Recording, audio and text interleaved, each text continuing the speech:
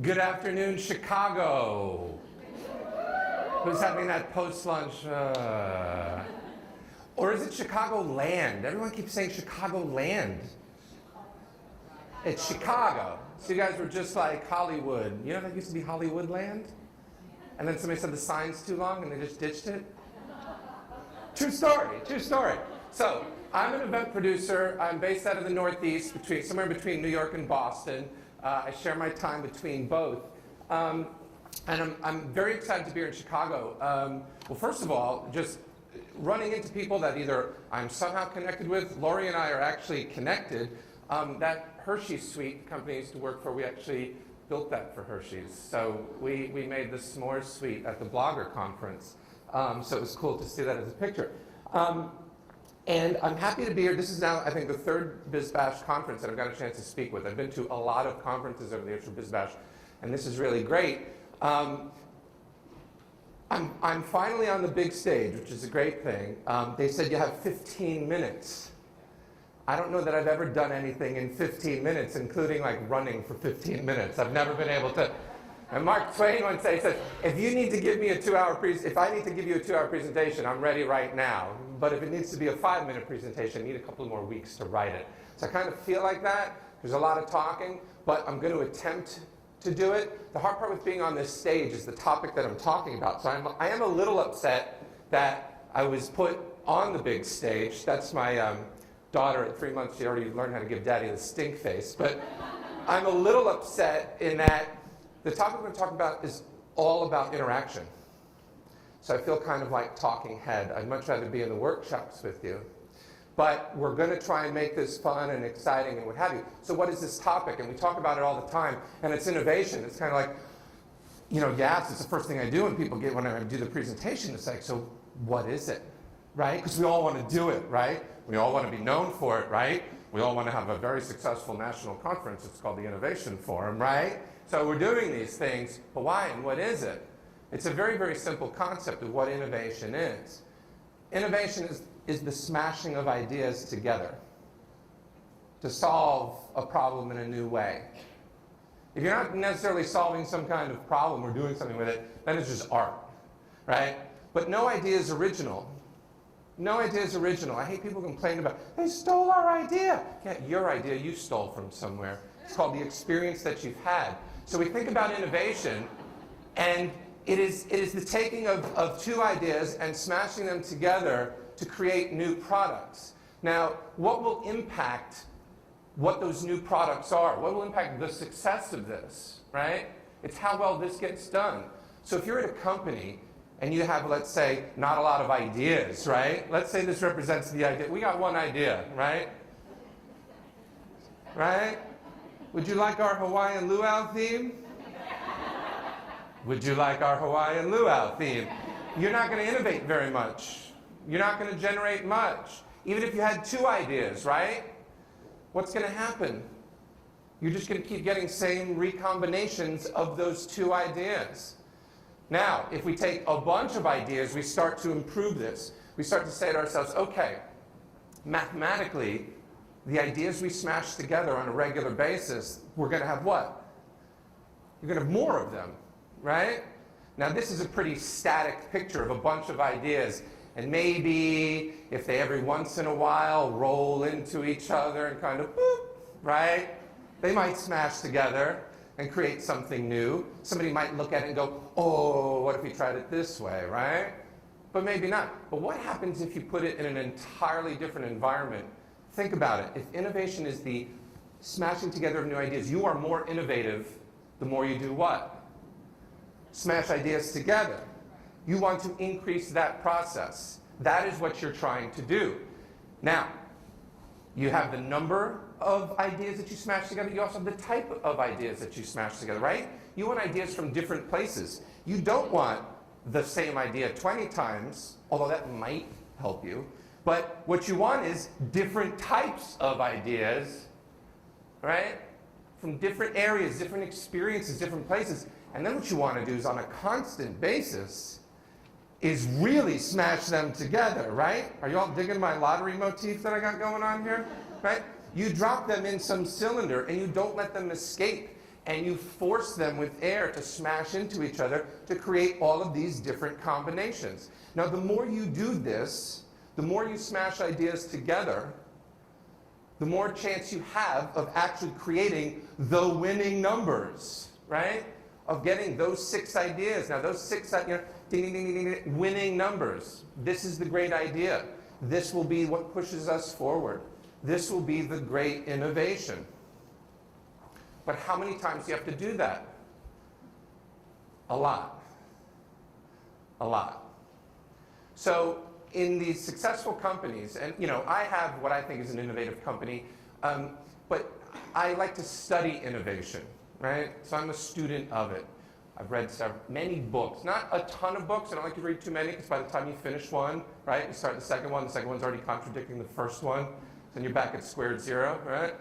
But what we want to get out of this is in studying these things, it's been shown that the more you can do this, the better ideas you come up with. So let's talk about this now. Again, in summary, the type of ideas that you come up with, that you smash together. Now, type has a lot to do with the people that you have on board. The type of ideas you get have almost everything to do with the general collective experience of the people on your company. So people say, oh, wouldn't you like to have like 5 of these people? And I say, no, that's a waste of 4 potential sources of different ideas. Why would I want 5? I've already got 1 of me, right? That's already 1 too many for the world, but like, so what you want to do is think about the people that you've got. The other thing you want to think about is how you smash them. So these are the opportunities in which they smash. That they happen once every quarter at a meeting where the boss runs the meeting, and you're lucky if those 2 people actually talk to each other and get an idea or an ability to say, did you ever think of, yeah, sometimes it's like, okay, hey, time's up, we got to go, meeting done, gone, right? So how, and the opportunities that they have, that those people have, and those ideas have to cross and connect and smash with each other is key, it's crucial. And of course, the last one we have here is the frequency. How many times are you actually doing this as a company?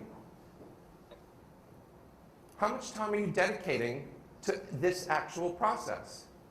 I can tell you that the innovative companies, the companies that get paid the most to do great things and get rewarded for it, and the people at those companies who do you know what the #1 company to work for is?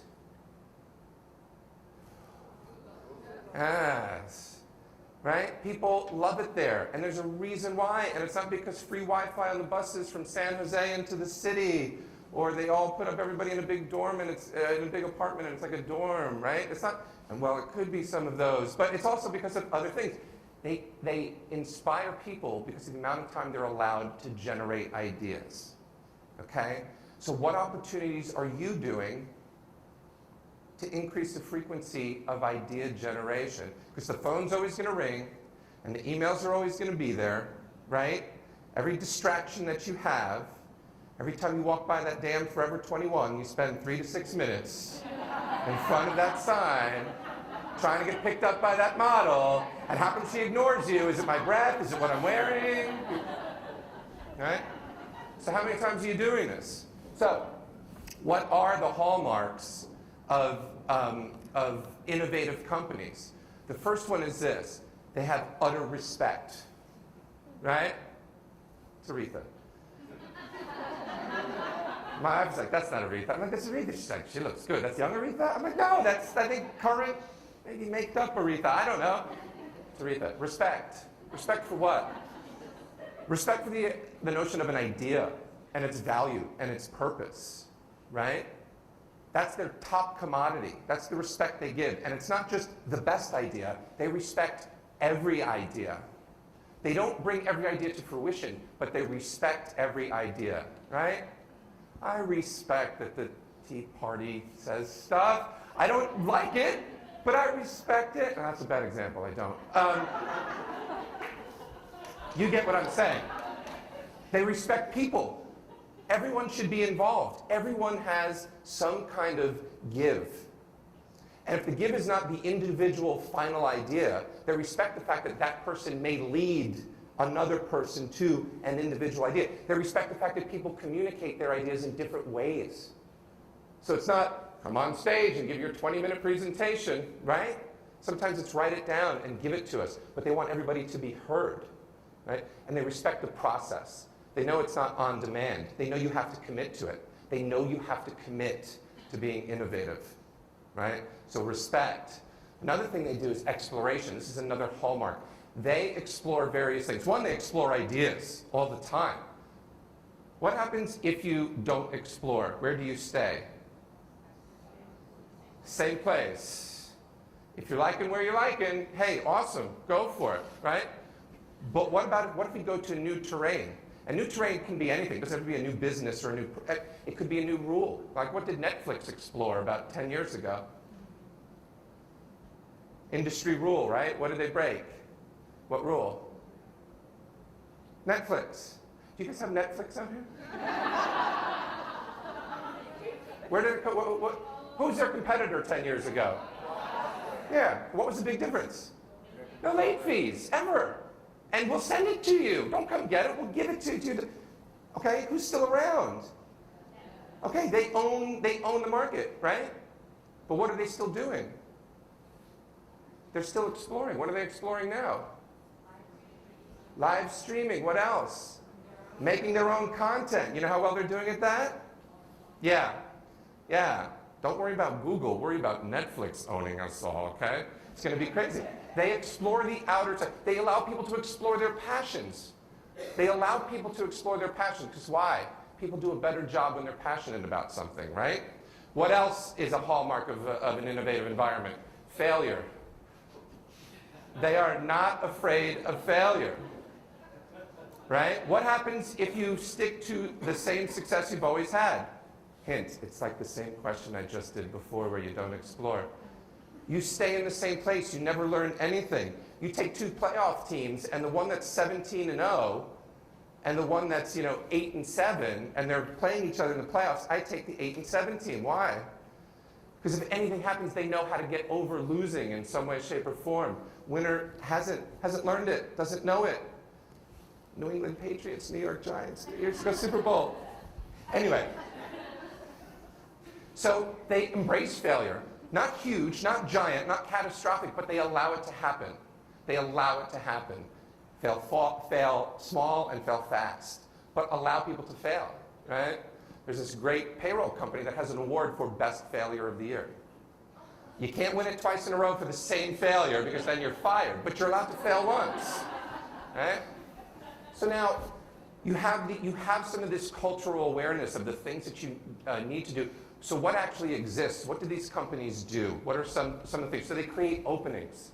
They create openings for people. Openings like opportunities to speak. When I have to present, what do? I research, I talk, I learn, I broaden, right? Do you let your people speak? Do you let them serve on committees in whatever associations they're in? Do you let them go sit on outside of this industry, other associations, or write for magazines? In all of these, they're exploring themselves and they're broadening their depth. But if you give them the opportunity, the time away to do it, they will do it. Openings like at production meetings, right? To say what they want to say. Even if it's a suggestion box, it's an opening. But review the suggestion boxes, bosses. Don't be like, thank you, black hole, right? Congressional committee pile, right? Actually go through them. Show that you're respecting that. But these opportunities are great. Opportunity to smash ideas could be in your space you have. We're going to look at Google. The space you have for ideas to flow. Scientists always say their breakthroughs come from where in the lab? The lunch table, right? The lunch table. Liquid networks. This is another thing they do. They increase their networks, not in the same industry, not with the same people. How many of you go to a networking event and all of you in the company all talk to each other all night, right? That's the worst example of it all. But then if you talk to just your industry partners, all you're hearing are the same industry things. Innovation comes from other industries. How often are you bringing other networking things in? ISIS Live, International Special Events Society, ISIS Live was just in the Bahamas. Like 70% of the speakers were from other creative industries. It was fantastic to hear their impression of what it means to be creative. So create your networks to be fluid, to go in and out, and ideas come and go and flow. And they're wildly efficient.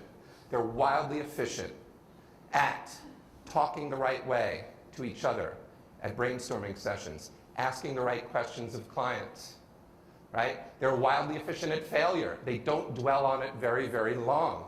They don't build up to it very, very long. So these are the things that they're very, very well adapted at. The brainstorming sessions are amazing and fantastic because they know how to talk to each other in a way that doesn't waste time, energy, emotional energy, right? How many times you're in a meeting, you're like, he's dominating it again. Oh my God, I can't sit in this, right? That's wasted energy. So they're all hyper efficient at the process of how do we brainstorm and how do we come to those new ideas. So think like Disney, Google, 3M. So Disney has the Disney Institute. They will teach you how to think like Disney. And so one of their big things is collaboration. Every idea is worthwhile to collect. So everyone is involved in a collaboration at Disney. They take it from everywhere to make sure that the people at this end and the people at this end have looked at the same problem, right? We'll take a look at Google. Look at this space. What does it tell you? What is going to happen in this space? This is just a regular, you're walking down the hall and you come upon this. What's going to happen here? Someone's going to sit, someone's going to talk, two people are going to converse, they're going to get around a table, they're going to start drawing things, right? I mean, this is it. This is a hallway. Everything's about sitting and talking, right? Come, sit, talk, and enjoy. Even this, you know, he's in his own space, but is allowed to do his own thing. Think about what they do and the ideas they come up with when after work, they're not doing Google Analytics, but they're jamming out to music. Think about the different ideas that are going to formulate in that house when they're given the opportunity to do that. That's a spatial design, right? But it's also a time frame design. Google borrowed one of the greatest things of their innovation from 3M, and that's the amount of time people get to spend on things. So 3M, materials, they make materials. 3M did this thing, started years ago, called 15% time, which is a weird number. It doesn't really break up the week very well, but for 15% of the time you're employed with us, you can follow a passion that you have. Not like, all right, I'm going to go become, governor of Haiti or something like that, but it's something related to your job, but that you're passionate about. Do you think it was worth it for every employee at 3M for just one of their outcomes? Was the Post-it note on somebody's 15% time. I'm just going to figure out, see where this goes, report into us, please, and off you go, right? And I can tell you 7, 8, 10, they have 52,000 patents, 3M. They come up with a lot of stuff in idea time, 15% time. Google does it 20% time, and things like Gmail and Google News were all created during somebody's passionate time. So I am at near the end of, again, I could talk about this for weeks and weeks and weeks. I only have 15 minutes. But let me give you some just quick 3 real-life examples or things to think about from these innovative companies. I'm going to do a weird tie-in together. So 3M is about materials, and again, they're fantastic and great. Speaking of materials, there was a cardboard box company, Atlas Container. Now, if you're into cardboard boxes, you're making maybe a nickel profit or that. The profit margin is tiny. 25% growth for a decade. After they democratized the whole company. The books, company decisions, company pay, everybody voted. Everybody was allowed to look at it. Every idea came to the forebear. You know what they started doing?